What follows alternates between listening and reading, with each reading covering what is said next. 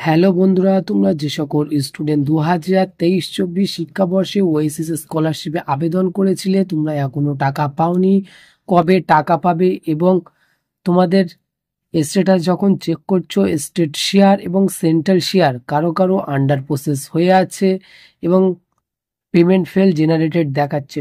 তো এইসব থাকলে কি করতে হবে এবং সর্বশেষ কি আপডেট এসছে এবং তোমরা কবে টাকা পাবে সেই বিষয়ে সমস্ত কিছু তোমাদের কাছে শেয়ার করব। কাজেই ভালো লাগলে অবশ্যই সাবস্ক্রাইব আর লাইক করতে ভুলবেন না। তো তো চলো মূল বিষয়ে আলোচনা করা যাক।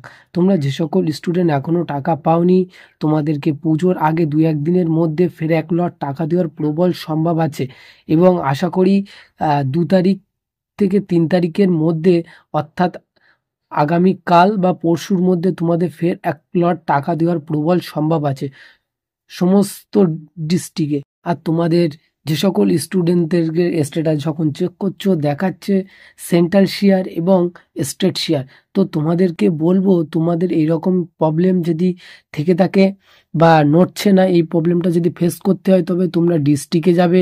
তোমাদের ডিস্ট্রিক্টে গিয়ে তোমাদের যে অফিস আছে ওখানে গিয়ে স্যারদের সাথে বলবে যে স্যার আমার টাকা ঢুকছে না, আমার সেন্ট্রাল শেয়ার এবং স্টেট শেয়ার দেখাচ্ছে। তবে ওখানে গিয়ে তোমরা কিছু পরামর্শ নিতে পারবে।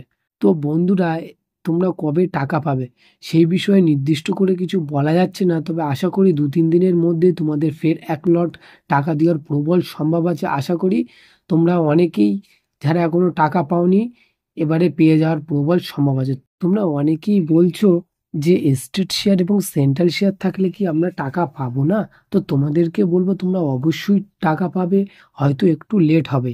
তো বন্ধুরা, আজকে এই ছিল মূলত আপডেট।